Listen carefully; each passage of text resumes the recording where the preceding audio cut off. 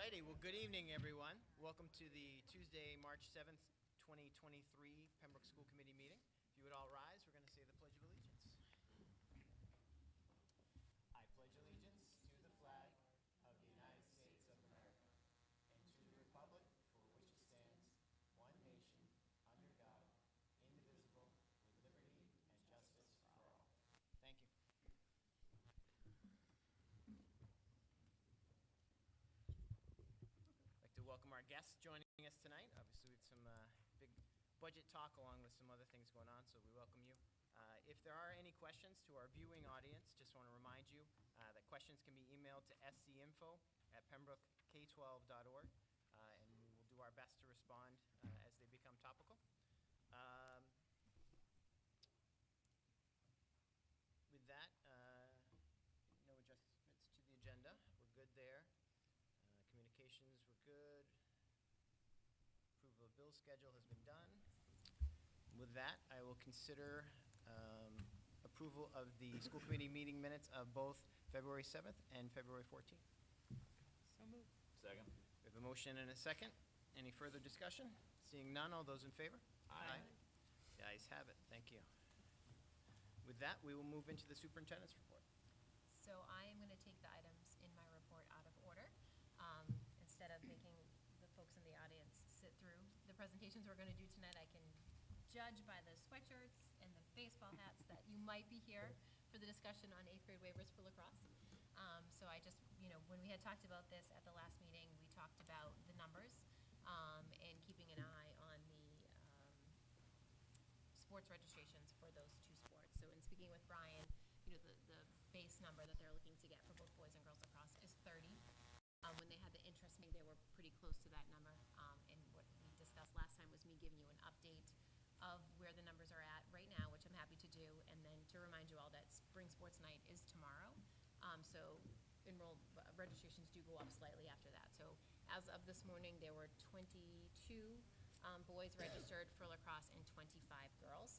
So obviously we're not quite at that number yet. Brian was hopeful that they would get a handful more after tomorrow's sports night. But again, I know that we're working towards that number of 30. There is a letter in the school committee mailbox in support of the waiver from youth lacrosse, which is great. I know anytime we do this, we always talk about preserving the feeder and making sure that by pulling up 8th graders from the youth level to the JV or freshman level, that we are not decimating a program anywhere. So it's great to see their support. We talked a little bit last time about the differences between boys and girls lacrosse, the contact level. I think all of that still plays into the decision, but I don't anticipate making a decision tonight. It would be next week. That's good. Any questions for Aaron as far as the update goes? All right, with that, is there any comments from the public regarding this issue? Yeah, if you would just come to the mic, state your name and where you're from. So just a reminder, everybody, the mic does not amplify in the room. It's only for the people listening It's at home. for our so viewing you're not audience, you're not going to be any louder. Okay. My name is Greg Quinlan, Pembroke resident, and two students within the Pembroke Public School System, 7th and 8th grade. I'm attending tonight to try and support the waiver for the 8th grade boys lacrosse. My understanding is there was some concern regarding the contact level of boys lacrosse, and so I just wanted to kind of take this opportunity as a resident and also a volunteer coach since I've been with these 8th grade boys since grade 1. And I just wanted to make it clear that I do feel that some of these boys have been playing the sport for approximately 8 years. 8 or 9 of them play at a very high level in club lacrosse here on the South Shore and throughout Massachusetts. And my feeling, as well as some other parents and coaches, feel that these boys could handle playing at the high school JV level. That being said, I don't necessarily think that all 8th grade boys could necessarily it's for everybody. I do think, obviously, it would be up to the AD Brian Phillips and the lacrosse program coaching staff to decide how they would decide what players would be ready, skill and physically, maybe a tryout process or something. But I do think that just putting it aside based on the physicality of boys lacrosse, especially with the skill level of these kids, they're not going to be playing at the varsity level. They're going to be playing at the JV level. So I do not necessarily advocate for an 8th grader being pulled up to play at the varsity level, regardless of skill, because they are still not at the high school level. So it's more a backfeeder program for the high school to backfill if the numbers are not there. Obviously, if the numbers are there at 30 and that's the number that's decided, then it's a moot point. And I think the high school, the athletic director, from my discussion with him, is that 30 is the magic number, and they feel that they could field 2 teams with enough players. So just wanted to represent Pembroke Youth Lacrosse in the program. And just to highlight just a couple of things that Mr. Quinlan brought up, obviously in speaking with Brian, safety is the #1 concern when we're talking about a contact sport like lacrosse. And tryouts for lacrosse would start on March 20th with the other spring sports. So we talked a little bit about having interested 8th graders maybe attend the first day and then inviting kids that we felt were potentially at the level to play back for subsequent tryouts. I think that might be helpful because I'm sure there's more 8th graders interested than there would be spots anyways. And just to clarify, when we are seeking a waiver for any sport for 8th graders to play, they can only play on the lowest level of the sport. They can never move up to varsity. As 8th graders, they can only play on JV for this sport. So, but points well taken. Thank you. Thank you. Thank you, Mr. Evans. Thank you. Any other comments before we move on? All right, thank you. You sure none of those kids back there want to talk?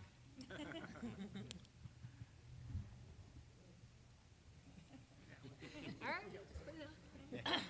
Thank you, guys. Thanks. So you all are clearly welcome to stay for the elementary, middle school, and high school budget presentation. They are riveting, and that's up to you. Or if you want to leave, you can leave as well. It's a judgment-free zone. And Brian and I are working very closely on this, so I'll have a really good idea by the end of this week where it'll go. So Brian is in constant communication with the youth sports, so I don't want you to feel like you have to come back next week because that's when the decision will be made. I was comfortable to move girls lacrosse forward to the school committee because there is almost no contact. Boys lacrosse, I haven't approved yet. If I approve it, it comes to the school committee level. But I'm looking for the number.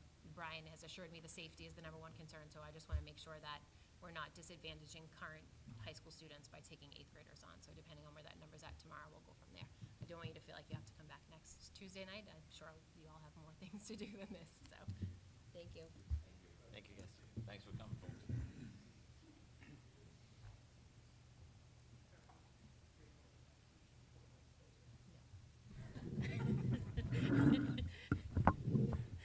So the next item under my report is the elementary and secondary budget presentations. You can tell by the screen that Mr. Murphy has taken his spot as #1 presenter and will be presenting first this evening. So as I've said to you to front load for each of these presentations, they're done in a vacuum. It's an important process for our administrators and department heads to have visions and goals for the departments regardless of what the fiscal constraints are. So this is just the first step in the process where each of the building principals will talk to you a little bit about the success from the goals that they identified last year, talk a little bit about some data in their buildings and what they're looking to do next year. But the real prioritization of budget requests will come when we bring you an admin recommended budget where we identify what's a level 1 priority for us, a can't live without, all the way down to level 3. So some of these things may seem high in the sky. Actually, this one isn't that bad because we've seen it before. But it is a great process for them to think about what do I need to make my building as great as I want it to be. So with that, I'm assuming Erica's starting. We're gonna 'cause the switch it up a microphone's little in front bit. of her. All right. Yeah. So we are going to talk to you guys a little bit about our enrollment, walk you through some historical information, share some data, and then talk about our budget priorities for next year. So on this slide, you will see our current enrollment numbers, noting that North Pembroke is a little bit bigger because we do house the pre-K here. That currently is 77 students, so that's why our number is a little larger than Bryantville and Hobbenbach, but Bryantville and Hobbenbach are pretty close with their enrollment numbers as well. This next slide just gives a breakdown of what our class sizes look like and the sections that we have at each building. So at Bryantville, you'll notice that we range from 18 to 24 students in a classroom with one section of 4, but mostly 3 sections across the board.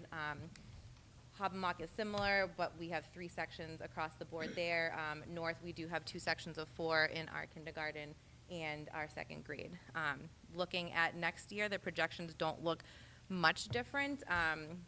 Similar class sizes, similar sections, that one group of 4 at Bryantville, and then still 2 groups of 4 at North. North's numbers does not include the pre-K, but the pre-K numbers is pretty on spot for what we have this year. We had 77 this year, and we're projecting 80 for next year, so pretty similar there. In the past, historically, our priorities have been building our social and emotional support, so that has included moving from half-time social workers at each elementary to having a full-time social worker at each. Last year, we were very fortunate enough that you all agreed to fund our paraprofessional for the Titan Lab, so we do have one full-time paraprofessional for that role in each of our buildings currently, and Mr. Murphy will talk more about what that's looked like for us. In terms of academic interventionists, so we did increase last year as well our reading specialist role from 0.5 at each elementary school to a full-time reading specialist at each elementary school, which has been really great and impactful in working with the students and closing some of those gaps, especially coming off of the pandemic in the last couple of years. The last 2 years, we've also been fortunate to have the math and reading tutors in our building. They were sponsored by the ESSER Fund, so unfortunately that will go away next year, but it has been a really good tool for us. We do have some new elementary reading initiatives going on with the science of reading, so the professional development around that has been really important for us. We're also reviewing some potential materials to go along with that that we're taking a look at now. And then we also have a new science curriculum, so Open Science is what our grade 6 teachers are currently using, and we've focused a lot of professional development on supporting them.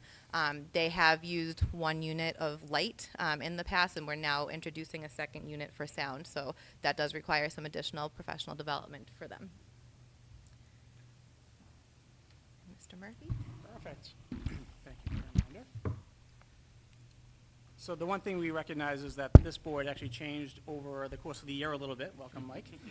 So we thought it would be a good idea just to kind of recap what the Titan Lab is, just in case you weren't privy to those conversations last year, although I'm pretty sure you were here. I was here. So with that being said, we started last year calling the Titan Lab the Therapeutic Resource Room, and it was a very large name for kind of what it did. So we were able to kind of simplify that. We got some staff feedback and some student feedback, and we have since named that the Titan Lab. So the lab stands for Learning Adaptive Behaviors. And this is a place, and this is the way we sold it to you before, was that this is a place that kids can go on a proactive, for proactiveness, and can provide the kids with kind of in-the-moment supports when they're having some difficulties or right before they're going to have some difficulties. So the students can still access the classroom instruction within this setting. Because this place is always staffed by a paraprofessional who has been trained and is continuing to be trained alongside our school social workers and school psychologists. And it's a safe place to go. So as you can see, who wouldn't want to go to a nice place like that? It's got a nice rug in there. It's got a lot of therapeutic supports. The superintendent's been wonderful in actually allowing us to purchase all these additional items throughout the course of the year, so thank you, Erin, on that. And when I'm looking for Mary Beth during the day, she's almost always on that swing I was in the just corner. I was just going to say, I think I That's her could favorite use thing. one of those That's in her my favorite work. thing. Yeah. Absolutely. So again, TV in there too? there's no TV yet, so that's going to be later on in the budget presentation. So again, this is a place where kids can go, and if you were just to take a sneak peek at this, you may have one student in there at one point in time. You may have, actually, I saw 6 students in there today, and it was all for that proactivity. So as far as, getting the kids before they're having a problem. And the nice thing that we're finding right now is that the kids who are going there are starting to actually make some nice relationships. Not even same grade levels. I'm talking like, first graders with 5th graders, and there's connections being made, and that was not something we were anticipating. So that's a little bit about that. So we did bring some data points just to take a look at, and we have a lot of different data points, and I'm able to bring more to you if you so choose in the future. But I think the salient points we want to kind of focus on would be, us using this as a preventative measure. So if you take a look at Bryanville's data, Hobbamock's data, and North Pembroke's data, we are all averaging well above, 65% of the time that students are in there as a preventative measure. So it's doing what we said it was going to do, which I'm really happy to report. The next slide really talks about the amount of time. So obviously that's important. We want to make sure that the kids are becoming regulated and then returning back to class as soon as possible. So that light blue, and I'm not good with naming colors, but I'm going to call it light blue, like my shirt, is our students who are accessing it between 10 and 20 minutes of the time during the day.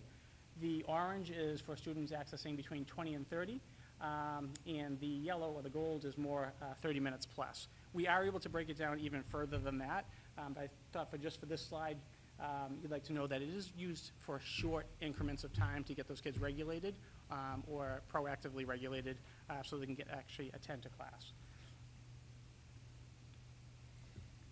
Perfect. Any questions on the Perfect Titan timing, Lab? Jen. Catch your breath. There It's you okay. go. We'll send this down to Jen. Well, and just building on that, my early days before I got into education, I was home for a year, and I was substitute teaching, and I got to be a para, work my way in, and I worked with this young girl named Crystal, and she didn't want to be in the classroom half the time, and so we lived in the library a lot. And so to me, I'm envisioning this place as a place we would have gone and spent some time and be able to get ourselves back together, be able to go back to class, and so I think that's awesome that we're able to provide that opportunity, a safe place, a place they can learn where they're comfortable, get themselves back together, and then get back to class. So that's great. Hi. Another thing that we were able to get last year with our budget was the reading specialist becoming full-time. So we wanted to make sure to show the impact that that has had at each building. So not only have the numbers of students up to this point increased from last year, but also the grades we've been able to cover. So we've all been able to increase and go from K to 3, when last year it varied. Some were 1 to 2, K to 2, K to 3, but the numbers have increased tremendously from Bryanville, Habbo. North is about the same from last year to this year, but they're able to provide like smaller groups and actually get the intervention more targeted than having a group of like 6 kids in front of you because you're only there for half the time as opposed to the full time.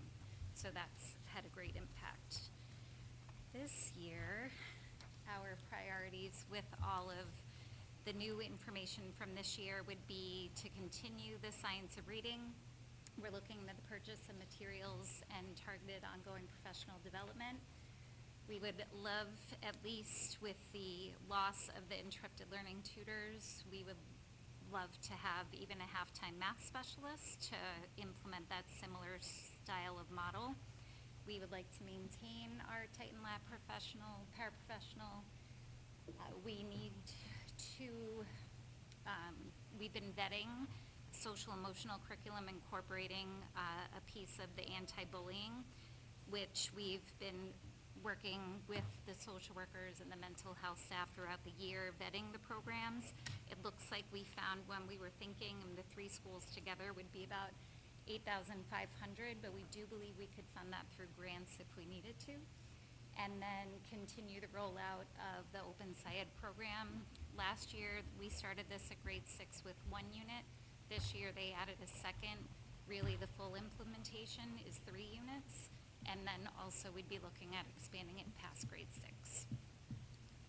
And then if we really wanted to go crazy, we'd make that math specialist full-time in every building. So. Just want to remind you, Mary Beth's number was like 900,000. Yes, so we're not asking for a lot. I mean. They've all learned from her mistake. So if we were to have a half-time math specialist at each building, it really equals to like 1.5 people. So that would be a little over 100,000. The social emotional curriculum, as I mentioned, would be 8,500, but it could be through grants. the adoption of the literacy program, which was also in support of Mary Beth's presentation, between the materials, the dibbles, screener, PD product, and then just support, that total would come around $340,500. So we would be looking for an approximate amount of $451,000.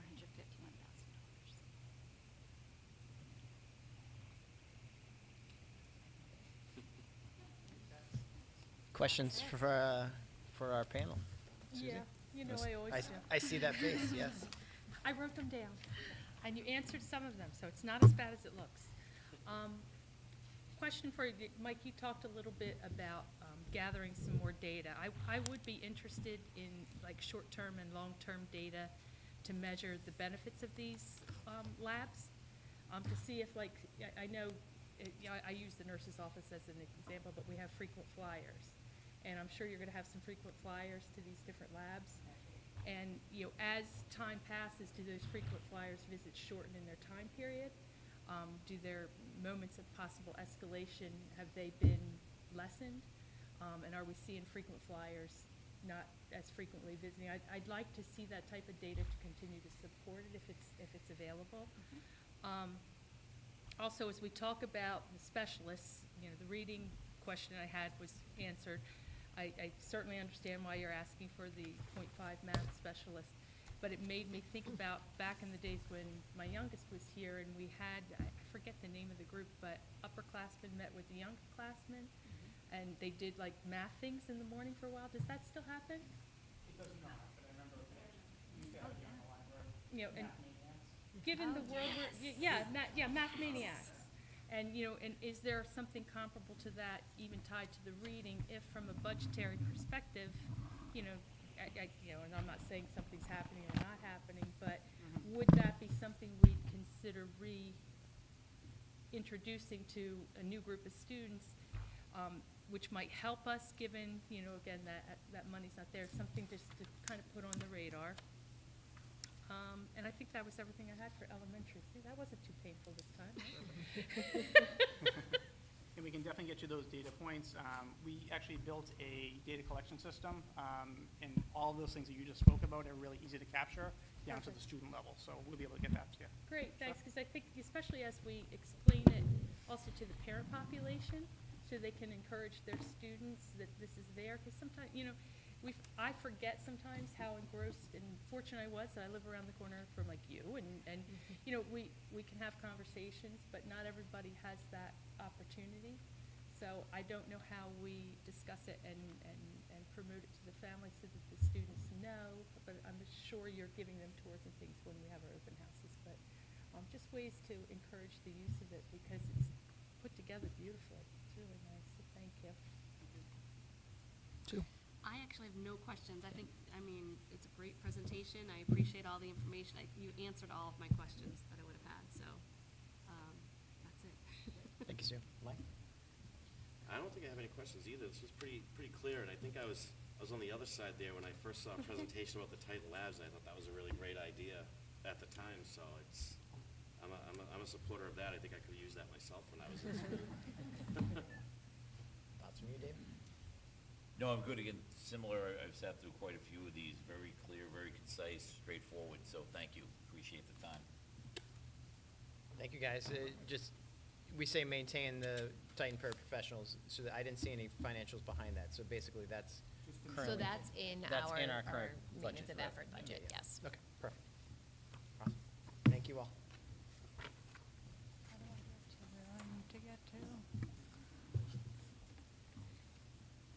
How do I do it? Oh, look at that.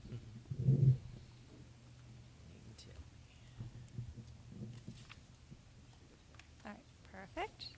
All right, so I'm just going to pause for a second because I did get a little stuck on my presentation with choosing the pictures. So I just want to give you a moment to kind of look at all of Appreciate them these all. middle school students. How adorable they are. So, all right, enough time on that. All right, so I'm going to go over the enrollment, anticipated class sizes, just a brief picture on our elective model, and some SEL data, and then my budget requests. So So this is the enrollment over time. As you can see, we've been experiencing a slight drop through the years. I wanted to break it down for you a little bit more so you could see we'll be at 369 next year. And just to break down, the 3 elementary schools are pretty consistent with the size of their grade 6 right now. And then our current 7th grade would be moving obviously up to 8th grade, and that will get us to 369. This is a very busy slide, so I just want to acknowledge that. The next 2 are pretty busy, but just a lot of data points on how many sections, the class size average, as well as the range. With the smaller 7th grade coming up, obviously it would drop a little bit based on the number of sections, but it's just such a range on that. You can see yourself what those numbers would look like. Right, I just want to pause here for a second. So in previous years, we've talked a lot about the range of class sizes in different subject areas. So you can see there, the range has gotten better over time, but there's still a pretty significant range in some of the section sizes. So, historically, our accelerated classes are larger than our non-accelerated classes, but even in some of the sciences and social sciences, you see the range can be 19 to 29 in any one class. So we do, when we're making the schedule at the middle school, try to get them as balanced as we can, because it is, the number of students that a teacher sees over the course of the day is relatively flat. It's 125 or so. When you have 29 in one class and 19 in the next, it feels like an entirely different learning experience, both for the teacher and for the student. So we do try to work on that. I think that has come some ways, but there are just so many factors that go into the middle school schedule in particular, and I know Donna's going to talk a little bit about the electives in a minute. There are a ton of singletons at the middle school, and so it is one of the more difficult buildings to schedule, but we do watch those class size ranges to try to get them as close as we can. Like Erin said, they have gotten, although there's still a range, they have gotten better, and I do think that we have seen that since we've adjusted the electives. So there's a little more consistency with the electives, and it put less pressure on the schedule and freed up a little more consistency. Can I ask a question while we're kind of going? Sure. If that's Sure. okay? I don't know. Sure. You're okay. I'm just kind of looking at enrollment and a drop down of 38 people. Am I reading that correctly? We're looking next year, we could be like 38 students less. Yep. Yep. It just seems, there was one year it was about a 33, I think. Do we have any idea? Right, so it's generally a bubble. So last year, coming out of Habermock, the 6th grade was significantly larger than the 56 you have now. I think you were 69 or something. Yeah.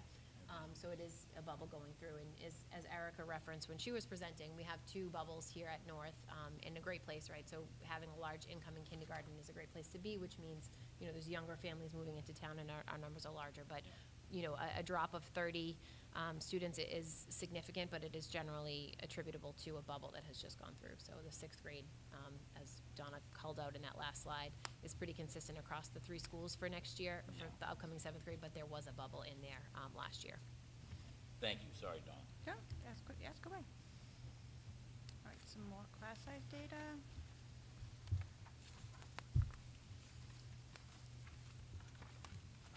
And then I just wanted to kind of review the elective model. So some students take band 7, and they take it 5 out of 6 days, so they get a lot of instrument instruction this year. But if they don't take band, then they do that term electives, and they take one of these 4 electives, and it rotates every term. And so there's some really nice consistency there for students, and I really feel like in spite of the fact that a few years ago there was a cut, which caused us to restructure our elective model, I feel like we have a stronger program as a result of that, actually, and I think we have some really great electives. This is the elective model in grade 8. This year, Team 8-1 students take GUTS, which is growing up thinking scientifically, and Team 8-1 take music for a second year, although the curriculum's different. Did I just say that? Yeah, use 8-1. 8-2 takes GUTS. 8-1 takes music, general music for a second year, and it's a little bit of a different curriculum, but I think there was a sense that that inequity was a challenge. With the slightly lower class sizes, I'm going to be able to offer GUTS to both 8th grade teams next year, so we'll have consistency for the students next year. So that's part of the feedback that we got from those roundtables when we met with parents about achievement was that, making sure that students, regardless of the team they were on, had access to the same breadth of electives. So that's a great movement there. I do just want to remind everybody that may not have been sitting at the table when we shifted our elective model. Gwen will be here next week presenting, and I'm sure she will highlight it as well.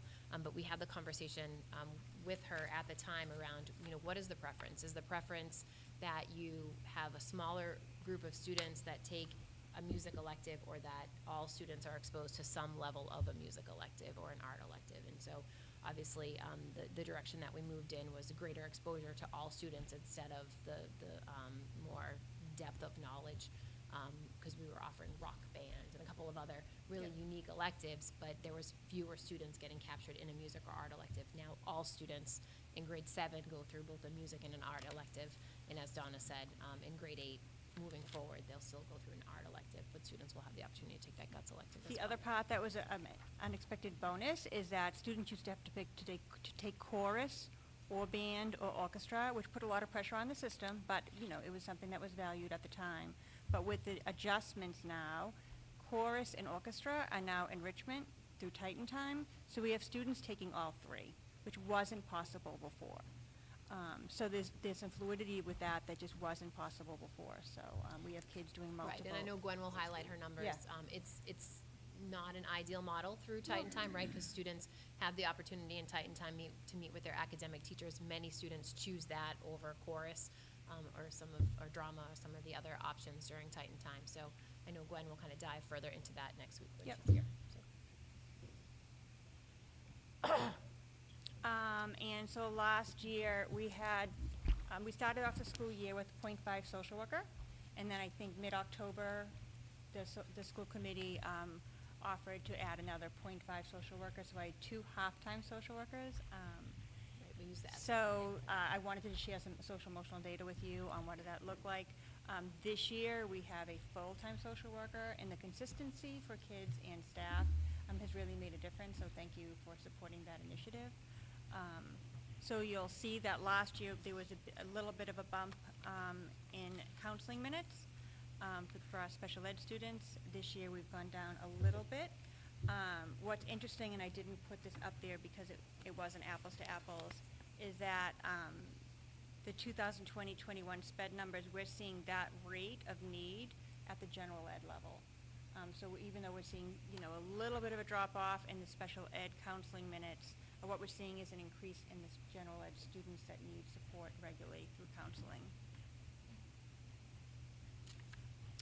This was just to give you a breakdown for some of the primary reasons why students are going to counseling. And emotional regulation was coming up as the primary one this year. Last year, from what I recall, it was anxiety. But obviously, when kids are in counseling, sometimes they aren't just in one column. It's not just like, oh, I've got, anxiety, but my organizational skills are stellar, right? Sometimes that's the case. Sometimes it isn't. There's a lot of crossover in all these areas. But the way they're kind of categorizing it in my building is the primary referral reason for counseling and what they're working on. And here is my budget request.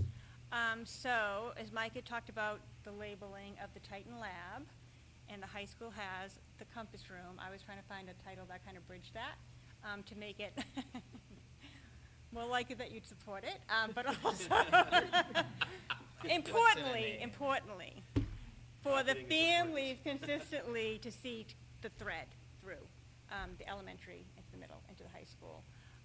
And then I'm just going to quickly bullet out what would be some of the reasons on a student using the Titan Compass Room. I've been looking a lot at the elementary model. They've been very generous. Mark has been very generous in sharing their protocols and procedures and presentations. We've also reached out to local area middle schools and gotten some of their procedures, and I've done several kind of trainings and have one coming up on this type of transition room to support it. So my request is for a full-time paraprofessional. As Mike had said, the plan would be to train that person behaviorally and support them behaviorally throughout the year, and using the counseling staff to do that, as well as the equipment and other therapeutic interventions to support that room. So I'm also requesting 6 enclosed 3D printers, at a cost of $3,000, is it 3,000? So closed 3D printers are helpful because doing 3D printing takes a lot of time.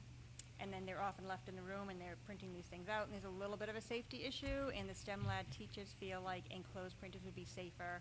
There's also just kind of odors and stuff, like they feel like they can leave them more cleanly, and they're working really well together. So this was one of their major requests. The other request is to get a Tinker license, and that would give us a lot of PD time for projects for the GUTS class, as well as for STEM lab in 7th and 8th. Our goal is to increase coding and more in GUTS, but also in STEM lab 7 and STEM lab 8, and this would be one of the vehicles we use to do that.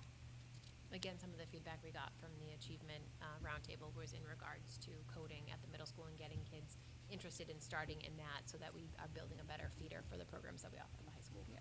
So we have Students are less apt to jump into something in 9th grade that they don't know anything about, so. So this would really help us build on that. There is some coding, but this would really increase that a lot, and it, I mean, I'm sure you all agree, very reasonable cost-wise. Is Tinker a district-wide license, or is that per They would school? be a middle school license. It would cover 400 students, so it would cover the whole And building. do we have one currently for another program or not? The high school uses different software, but Right, we don't have anything like that at the middle school right Yeah. now. Great.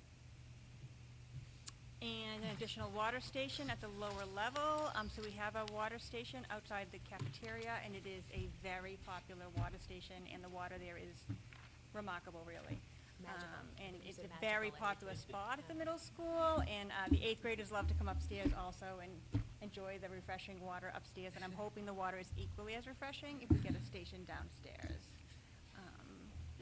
And Did I say sorry? And, yes, there's a bit of sarcasm there. yes, and then a hard surface walkway. So we used to have all the students come off the bus and go into the cafeteria. So, you know, you looked at the enrollment numbers. So we would have 500 plus kids in the cafeteria. And then when COVID hit, it felt like that probably wasn't the best way to have the students wait to enter their school day. So we sorted 8th grade down to the gym, 7th grade into the cafeteria. It's a much better model, I think. But there's like a little bit of a hill going down to the gym. So if students are getting dropped off by the bus and there's been a lot of rain, it gets really muddy. And we've had some kids fall down. And so we're just looking for some sort of hard surface walkway so we can be consistent. So now when we get it really muddy or snowy or whatever the case may be, we put them back into the cafeteria and have them come back down to the gym. But it's like a single door going into the cafeteria, so it does really impede the flow. So this would really support a very efficient arrival and dismissal process for our 8th grade students. And finally, so last year you funded a terraponic growing rack, which primarily grew greens and herbs, which students have used, as well as we've used some of those greens and moved them into the cafeteria for our salad bar. Some of the students would like to see things growing kind of that don't look the exact same. So kale grows and just gets a little bigger. It's not as exciting. So God bless. So they want to see like tomatoes and cucumbers and peppers, and that's a different rate. The light ratio would be different. So I'm hoping to increase that. Not on here. I'm hoping to get raised bed in our courtyard, and potentially like even during the summer if this students doing summer programming to be able to kind of transfer some of those outside too. So, but this is for inside, a terraponic budget request. And that's my total, and my total is only $50,000, which Only, she said. it feels, Give it to her now. I It's a feel like I shot. should have, It's a I don't shot. know, We've just given you so much in years past, that that's all that's left. any questions for me? Sure. Mike, we'll start with, on this end. Anything? Actually, I think my biggest question, David already asked when I looked through this before. I was curious about the drop in Yeah, the in shifts, enrollment. yeah. So, yeah, I don't think I have any other questions really besides that. Great. And I appreciate you keeping the ask very low. Yes, thank you. David, any thoughts? No, we're just checking some numbers real quick. Thank you. Again, great presentation, but I had to double check a couple things too. But no, I'm good. Thank you. Sue? I mean, I wish all of these things could be funded for all of you, because these are all very reasonable requests, and I wish we just had millions of dollars to spend. So, thank you so much. I am kind of curious, though, about the enrollment numbers. I'm gonna back up, and can you just refresh my memory? I know you've talked about this before, but what are, like, the homeschool and private school numbers? They haven't changed much, They right? have not, no. So just for reference points, if you take a look at this, at next year's sixth grade coming up, it's 22 more than this year. So the 30 drop is only gonna be, will go up 22 next year. So it ebbs and flows a little bit. Our homeschooling numbers have been flat. You know, there was a small increase that first round of COVID, when we were doing the hybrid situation. But our homeschooling numbers, as well as our numbers of students that traditionally leave from 8th grade to 9th grade to go to private school, are flat. I think last year was 13, it might have been. It's, you know, as a percentage, it's generally pretty low. Yeah, okay, that's what I thought. That's all I had. I think you kind of hit on everything, because I was looking into the reasons for the leaving the bubble. You know, it has changed it, and then just was wondering, what do we do from, I hate to say it, but almost from a marketing perspective, for those that may not leave because of the bubble or because of homeschooling, but more for going to other schools or whatever. But some of it's just people move out of the community. They, you know, we've moved a lot in our lives. So thank you for kind of clarifying that for me. And then the only other thing, maybe like when we do the reasons for counseling, I think it would help me, just because my memory is so bad, to see the prior year, so I can see if Happy there's to any share that, trending yeah. and reasons for the visits. Yep. Just to kind of help with that, but, Yep. you know, this has been very helpful, and I mirror what you say. You know, very reasonable request, so thank you, and, you know I love the compass room thing, so, woo-hoo! And I just want to piggyback sort of off of that.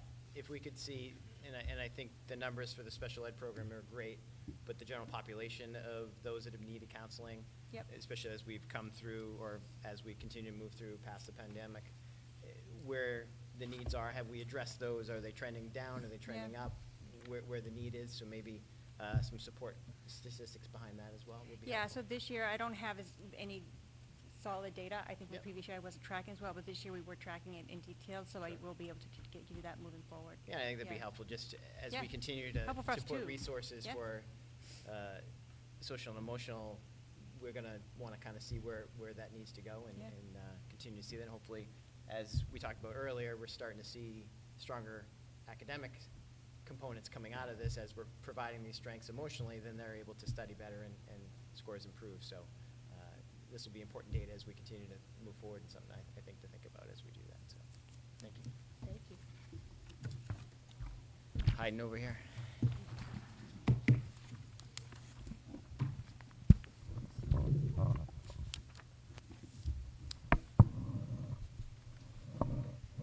Mike's gonna set you up, just give. Yeah. Right over.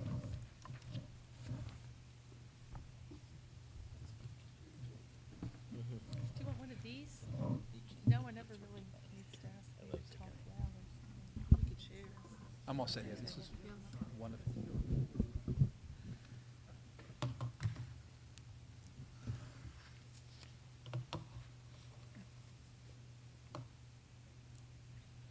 Okay, thank you. And the string of reasonable requests is going to continue right now. Well prefaced. Or well so prefaced. he That- says. that- yeah. Can you beat 51?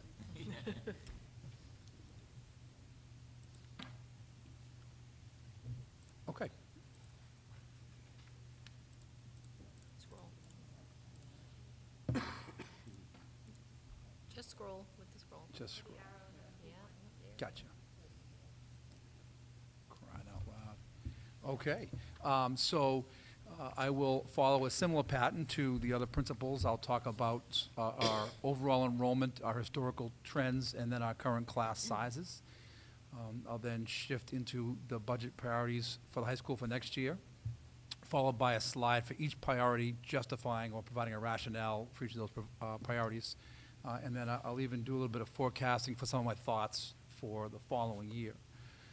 So there are the 10-year numbers. They mirror the trends at the middle school, and that certainly makes sense, right, that the schools kind of reflect one another. So we have seen that decline in enrollment over the past several years. So right now, we're at 731 students in the building. And so these are our class sizes by department, okay? And I split out the word language by language, right? We offer 4 at the high school. And I did that for a reason, and I'll talk about those numbers later on in the presentation, all right? But that's why I teased those out. I think it's important just to stop here for a second. As we discussed when we were in the middle school presentation, we have worked hard at class size in the past 7 or so years. These are very favorable high school class sizes. So our ideal is 28 or less at the high school, and these numbers definitely reflect a much smaller class size than that. So. In years past, too, if you look at the math department, for instance, right below that are numbers for the business and computer science. Generally, we put those in the math department because that's really where they fall in our building. But again, I teased those out just because they are kind of like separate. The math department was kind of wonky like that, right? We're jamming them all in, right? And I wanted you to see the increase really in our business classes and the growth there. I think that is tied to our pathways programs. In the computer science, I think I'm hopeful we'll see a similar growth as we really grow those pathway opportunities for our students.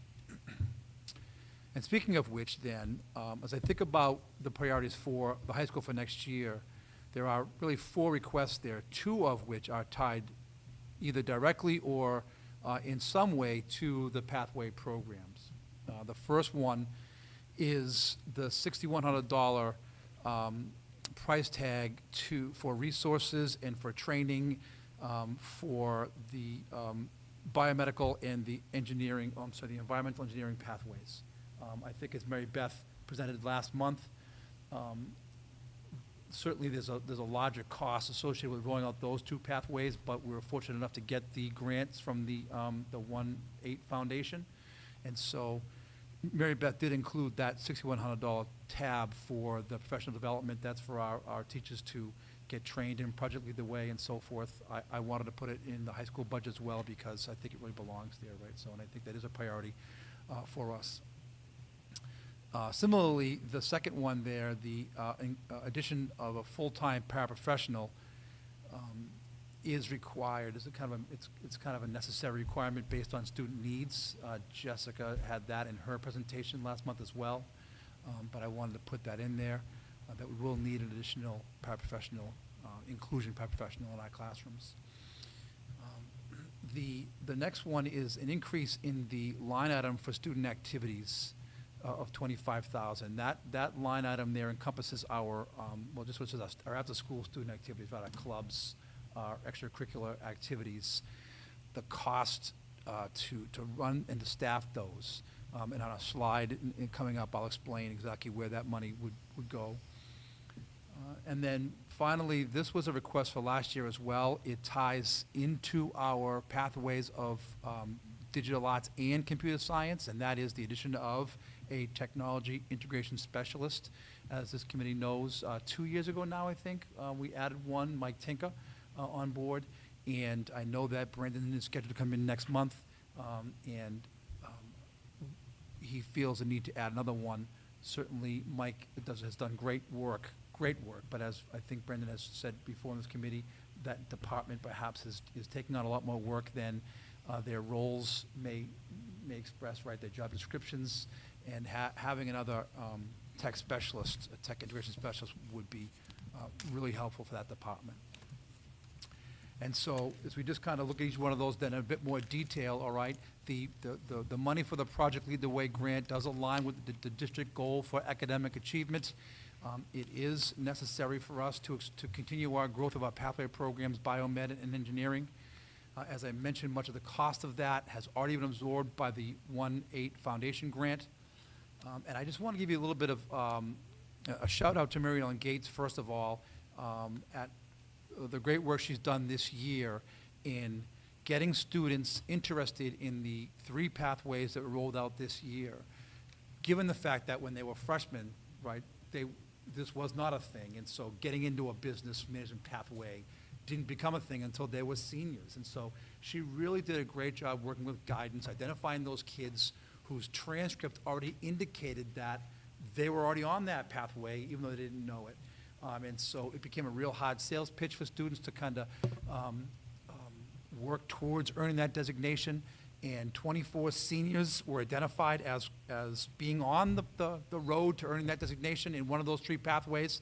And of the 24 with whom she spoke, 16 have, at this point, I don't want to say committed, because the internships don't start till April 3rd, that Monday, what's the Monday, is everything's April 3rd? So we're in the final stages of getting those students. 16 of them are with us still. They've not, changed their mind. They're ready to go. We have internships lined up for them, some of them in the high school, but many of them in the community. And so I was very encouraged by those numbers and getting the additional funding so we continue to grow that. So now we have 5 viable pathways to offer for our students next year, obviously, is our goal and is a priority for us at the high school.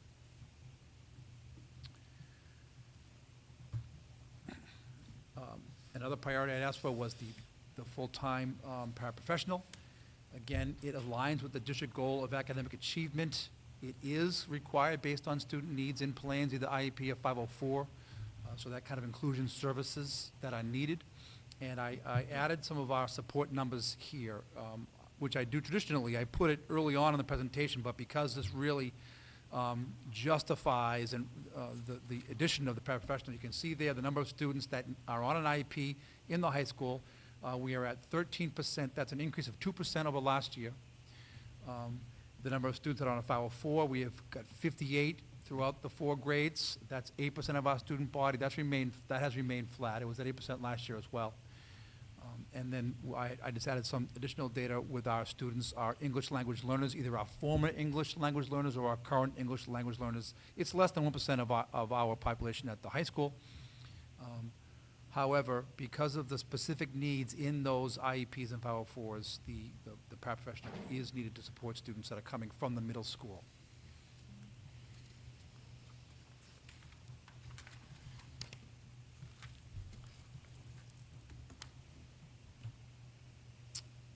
And so I'd like to take a minute to talk about my request to increase the funding for our extracurriculars, all right? We currently have 384 students at the high school. That's more than half of the student body, 53% that are involved in at least one extracurricular, and that's not counting athletics. 32 activities are offered at the high school with a paid advisor. All right. We also allow students, based on their own interests, to approach Dave Ricks, who is our extracurricular coordinator, about starting their own, things that interest them. And as a result of that, we run more than those 32. And we have 7 right now that are currently running where the advisor is not paid. They're doing it on a volunteer basis. And so when I think about mock trial, for instance, and what a successful year that they had, Mr. Silva Delgado volunteers his time to do so. All right, so the 7 clubs you see there are all staffed by an adult and doing it, just because they want to help our kids get involved. I also mistakenly, and I shouldn't have forgotten to add our unified team sports. That has taken off over the past 2 years, thanks to the hard work of Kristen Kelly, who is the general manager of the unified team sports. She does have an active coaching staff as well, but Kristen is the straw that stirs that drink. She's been doing some great work with that. It's been grant funded for the past 2 years. That grant has dried up. That is a Special Olympics process. All right, they give you $3,000 for 2 years, and the expectation is that on the 3rd year you'd be self-sustaining. So this is our 3rd year. And so I'm envisioning, if I am fortunate enough to get that $25,000 increase, that $3,000 of that will go towards our unified team sports. And I know that many of you have been to those events. They are by far the most enjoyable times of our school year, and a school year full of enjoyable times. All of those extracurricular groups do great things, but as we all know, there's something about the unified team sports that just really gets the community going. So that's an important part of that $25,000 request. There has been an increase in transportation bus costs, as you know, as this committee, you know that better than anybody. And some of our activities, they do travel. Our math team travels for competitions. The mock trial team travels for competitions. Student council travels to events, right, school spirit type events. And so we're always trying to scrape together funds to pay for the cost of transporting our students to these things. I know that on future agendas, there is, everyone's favorite topic is the fee topic. And I know that last year was the first year we implemented a fee structure for extracurricular activities. I am interested in speaking with that, about that with all of you in April, because I do have a couple of perhaps suggestions which may help with what I'm asking for here. It revolve around the fee structure. And then finally, just the rationale for the integration specialist. Again, it aligns with the school committee's goals of achievement and technology. We all know about the increase in devices since the pandemic. We want to maintain the momentum and even take it further. I mentioned last year, I know Brendan Hall has talked about the SAMA model, right, which is kind of a combination of Bloom's taxonomy and increasing the level of pedagogy, right, for our students across the board. The SAMA model speaks specifically to technology. We want someone to help our teachers who are ready to do that. We have teachers who are ready to take the next step with educational technology. They just want kind of an expert in the field to support them in doing so. And so I've mentioned before the new makerspace in the library. That is more and more popular, particularly with students out of study hall and or during Titan time. We see more students signing up to use those spaces during their independent time. And to bring it back to the pathway conversation, as part of the computer science pathway, some of those internships this spring that our students will be doing will be the help desk, right? The Genius Squad, for instance, where our staff, where our students can bring their devices to the library for troubleshooting. We're going to have kids being trained and actually doing those things, repairing cracked screens, connecting devices to printers, some of the stuff that bogs down the day-to-day life, but really can be fixed pretty easily, right? And we have students that are more than qualified to do that. We obviously want to grow that program beyond just this spring. Having the integration specialist on board will go a long way towards developing that particular course. And then just a note about maybe, this time next year, some of the things that I think we would be considering. I do think it's important that we discuss languages as a district and the direction that we want to go in. I can go back to that slide where the class enrollments are, and it is small, I know that, so I apologize, but Spanish has a class as of 18. If you look at French and Latin and Arabic, they're all 10 or below. And so I think that we have to have a conversation about what direction do we want to go in. Do we want to continue offering those? Do we want to consider something else? I know we've talked about ASL, American Sign Language. Do we want to continue to run 3 or 4 of those numbers? So that's one of the goals, I think, for next year. And I also want to talk about adding even more pathways, right? So by this time next year, we'll have 5 running. And are there other ones that we can talk about, right? Can we bring an education pathway? Is there room for an information technology pathway? These are all things that Mary Beth and others, Mark Duffy, John Shapiro, we're thinking about as we move forward. Thank you, Mark. Start on this end. Susie? No questions. Again, great, because I think all of these are needed. And if we had $1 million, I would want all of them funded, so. Susie? I was jotting down potential pathways as you were thinking, because trying to think of ways that these students could partner with things I see happening in the community. So I'm just tossing out things that, additional licenses they can get with the amount of real estate and things going on, like the professional stager type certifications and things like there's courses out there. Also, like landscape architecture design, where perhaps students on these pathways could do work that's actually on our property. So it could be a budget saver, but at the same time developmentally, just throwing those out for potential pathways maybe down the road. And we have a lot of physical property that maybe we could incorporate their learning into the work that's on the property to begin with, so it's a win-win for everybody. And then also tapping in, as you talked a little bit about, what's the word I'm looking for?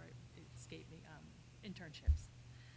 But when we're doing our exit interviews, and this may be for graduating seniors, are we doing anything where we're capturing something that's not a college-related email account, but you know how we have alumni Facebook groups and things like that, but some way to capture these students, because I know historically we've had some that have gone on to any number of different levels of successes, and there have been grants or gifts given back to especially departments that have made an impact in their lives and have created the careers they're now enjoying.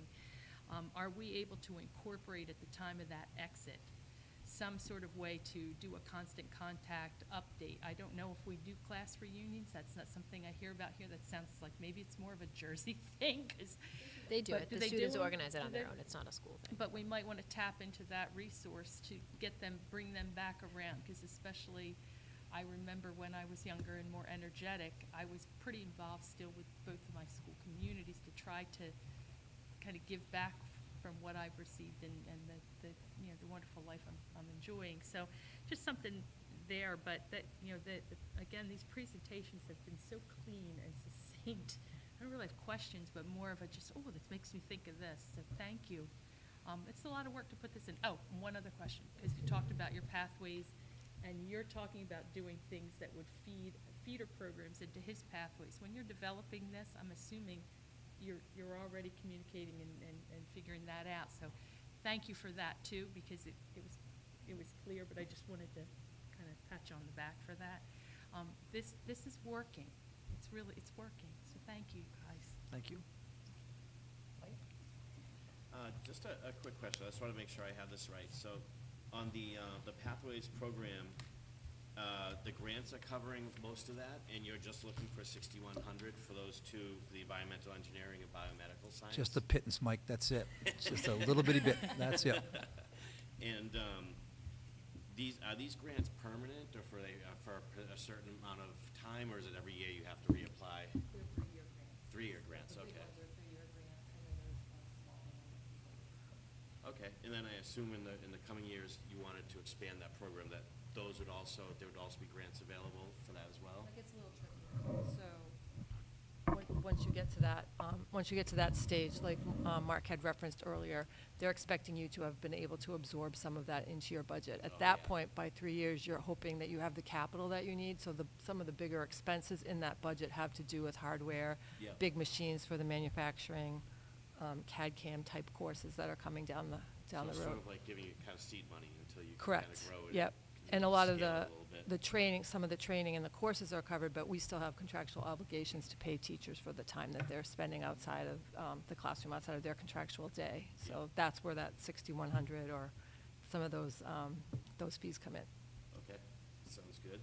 Yeah, and other than that, this has obviously been a very, very clear presentation. Everyone's been, very, very easy to understand, so, I feel pretty good about this. Thank you. Mark, actually, quick question. You mentioned the integrated, you told me the unified program. I love that.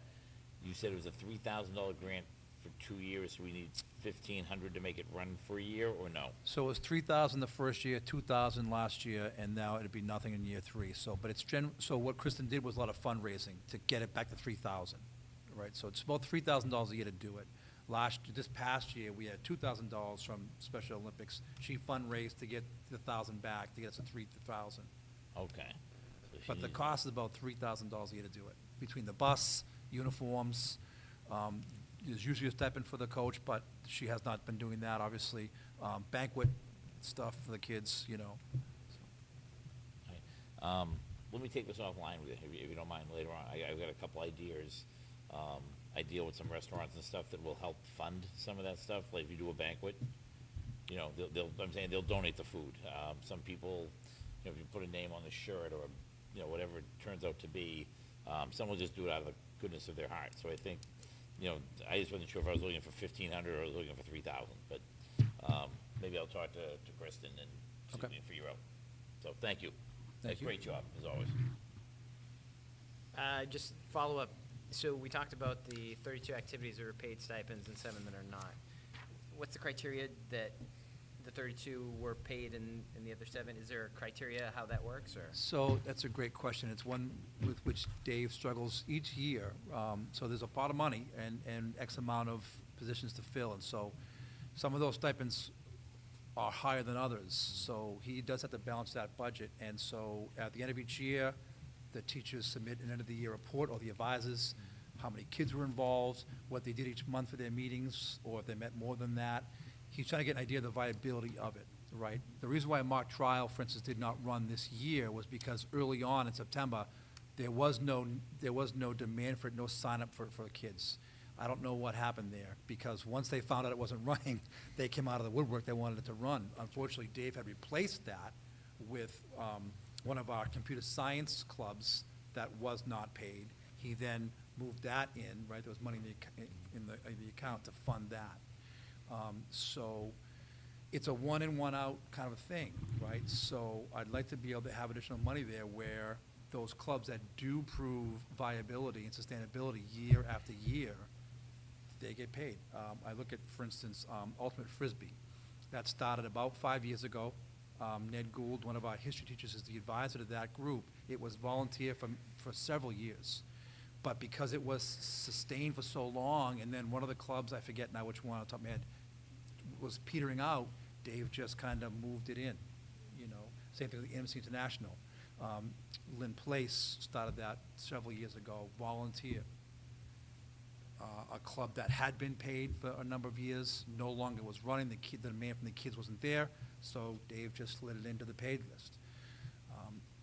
Of those clubs they had in that slide right there, most of them are new, and by new I mean like in the past 2 years. So there's kind of like a trial process to see how long it can run, and then if there's money left over because one club doesn't run, then he'll move it in. But there's only X amount of dollars. That's what it is, and he's got to make it work, you know. So. I'm good. Thank you for your presentation. Sure. And thanks to all of you again for your time this evening. Thank you. Thank you. Thank you, everybody. That's all that is in my report. So we meet again next Tuesday, where you'll be getting the technology and the visual performing arts presentations, and then the following Tuesday, you'll get athletics and facilities. Following that, we'll do, in April would be the admin recommended budget and the fee discussion that Mark so nicely referenced. It's my favorite night of the year. So that's what's coming up. Get ready for principal for a day. Come on, it's coming. In the subsequent meetings. Sounds good. Any further topics anyone wants to see added as we move forward? If not, There's no questions in the mailbox. no questions in the mailbox. I will accept a motion to adjourn to move to executive session pursuant to Chapter 30A, Section 21A3, to discuss strategy for collective bargaining as an open meeting may have a detrimental effect on the legal position of the school committee as declared by the chair. So moved. Second. We have a motion and a second. Any further discussion? Seeing none, all those in favor? Aye. You have to roll call. Yes, for executive session, we go to roll call. Mike? Yes. David? Yes. Sue? Yes. Susie? And yes for myself. Thank you. Thank you, everyone.